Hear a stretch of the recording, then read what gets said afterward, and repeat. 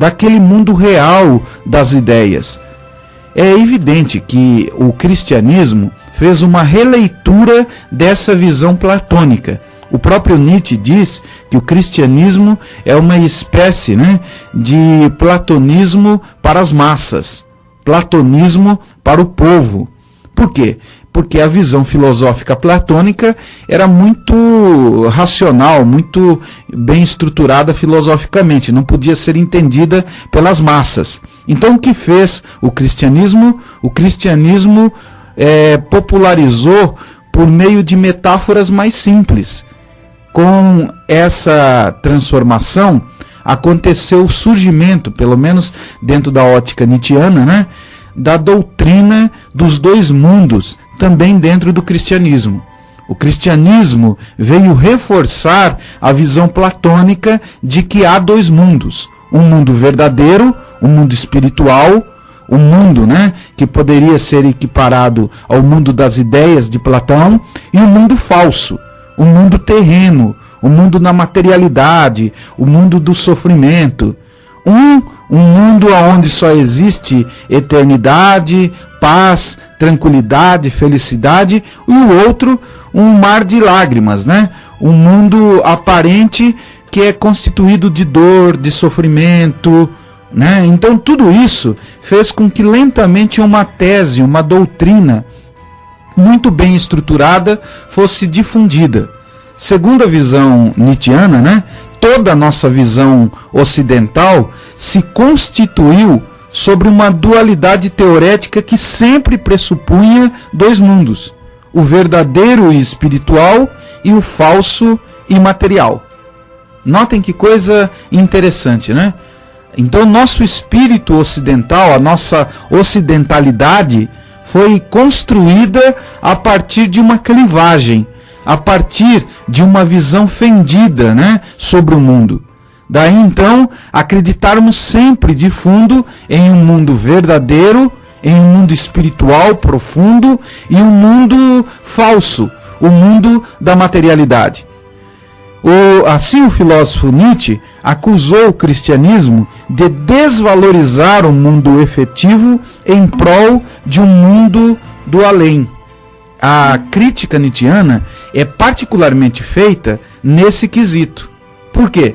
Porque, segundo Nietzsche, toda visão cristã, todo o arsenal cristão, se baseou na ideia de que nós devemos desvalorizar o mundo dos instintos, o mundo material, o mundo da efetividade e supervalorizar o mundo além-morte, o mundo espiritual que estaria reservado para os fiéis depois da morte. Nietzsche faz uma leitura bem radical, até mesmo forte, dizendo que esse céu era um céu reservado para os covardes, para os fracos, para aqueles que não queriam viver a efetividade da vida material. Por isso, esses acovardados buscavam na realidade o céu reservado aos pobres de espírito. Ou seja, aqueles que não tinham condições materiais, os deserdados, começaram a se vincular ao cristianismo, tentando se vingar daqueles que detinham o poder material a partir da visão de um outro mundo. Então, entendam que coisa interessante. Segundo a visão nietzschiana, o desejo de um outro mundo é, no fundo, uma fantasia compensatória que nasce exatamente da covardia em reivindicar, em buscar a vida material. Abdicando do direito de ter uma vida material digna, os acovardados se satisfaziam com a fantasia, com a elucubração de um mundo sobrenatural depois da morte. Então vejam só que coisa interessante, que visão interessante, Por quê? Porque, segundo essa interpretação nietzschiana, esse mundo verdadeiro é, no fundo, um simulacro. É, no fundo, uma falsidade que foi criada exatamente para controlar as massas, para controlar os fracos de espírito, para fazer com que aquele, né, que não vive, né, nessa vida, a materialidade, possa viver toda a espiritualidade no além-mundo. Segundo a visão nietzschiana, esse tipo de pensamento, esse tipo de desejo, era aquilo que ele chamou de vontade de nada. Porque na realidade, desejar o mundo do além, depois da morte, é desejar, segundo essa interpretação nietzschiana, o nada. Por quê? Porque é abrir mão daquilo que verdadeiramente existe em prol de uma coisa que ilusoriamente poderia existir depois da morte. Ainda hoje, né, nós percebemos a religião prometendo esse mundo além-morte, essa bem-aventurança, aquilo que se conquistará depois da morte. Essa ideia desse mundo verdadeiro, né, que se descortina, que se mostra depois da morte, vai sendo lentamente usado para fazer com que o indivíduo abra mão dos seus direitos materiais, de tudo aquilo que pode se viver, né, materialmente. Daí então, com Nietzsche, nós aprendemos que não há dois mundos, mas sim um único mundo, o mundo de nossa materialidade imediata. Qual a vantagem dessa visão nietzschiana? Talvez você esteja se perguntando. Você que está me ouvindo aí pela primeira vez, talvez esteja até um pouco chocado. Se você é religioso, né? Talvez esteja se perguntando, mas espera aí, eu coloquei a vida inteira, todas as minhas esperanças nesse mundo pós-morte, na ideia de que existe, né, um mundo significativo e justo depois da morte. O que o professor Marcos está dizendo é o oposto disso. O Nietzsche diz que só existe o mundo da efetividade, o mundo da materialidade. Isso mesmo. Segundo a visão desse filósofo alemão, o que existe mesmo é o mundo material, aquele que você pode viver no agora. Esperar um mundo, né, depois da morte é esperar, na realidade, uma coisa que não se explica por si mesmo. Por quê? Porque nós não podemos viver essa espiritualidade enquanto vivos. Ao contrário disso, né? O que nos apetece é a nossa materialidade, são as nossas necessidades básicas.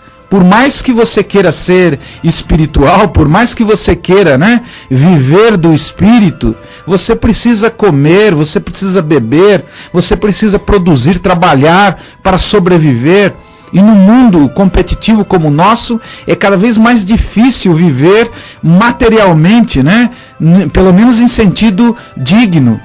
Notem como essa visão de dualidade, visão que coloca esse mundo material como mundo aparente, vai sendo usado por uma classe dominante exatamente para aplacar os ânimos, para fazer com que os dominados acreditem que há um mundo no além que vai justificar todos os seus sofrimentos, todas as suas injustiças terrenas. É interessante até fazer uma leitura de Nietzsche a partir de um outro livro, né? Aí é lógico que eu estou propondo um diálogo que verdadeiramente não aconteceu, mas que poderia ter acontecido entre Nietzsche e Freud. Porque ao ler o livro O Futuro de uma Ilusão, Freud tem uma posição muito semelhante a Nietzsche, dizendo que o verdadeiro suporte da religião está nesse sentido, de conferir um sentido, né, maior, um significado maior para a vida no além-mundo. Freud diz que a verdadeira sustentação da religião se baseia na ideia de compensação. Tudo aquilo que eu não consigo ter, tudo aquilo que eu não consigo realizar em vida, realizarei no mundo do além, realizarei no mundo espiritual. Então é lógico, né, que dentro dessa visão freudiana, semelhante à visão nietzschiana, o que temos é a ideia de que a religião serve para aplacar os ânimos, serve para controlar aqueles que não têm como se satisfazerem materialmente. Por isso, cada vez mais as pessoas buscarão o consolo da religião. Por quê? Porque há muitas coisas angustiantes na vida real. E eu não precisaria nem enumerar para provar essa tese, né? Percebam quantas pessoas buscam a ajuda de religiões espiritualistas, né? Por causa da morte de pessoas queridas. Não é consolador acreditar que a pessoa está do outro lado, você pode conversar com ela, não é? Ou seja, há religiões que dizem, que falam também do paraíso, de que pessoas depois da morte vão ser ressuscitadas, vão ser trazidas de volta. Há aquelas que também dizem que dentro do outro mundo haverá só riqueza, não haverá mais a pobreza, não haverá mais o choro. Então notem, né, como essas promessas religiosas se ajustam nessa ideia de compensação. Aqueles que sofrem, aqueles que vivem o terror nesse mundo, é evidente que esperam, né, com os braços abertos, essas esperanças se concretizarem.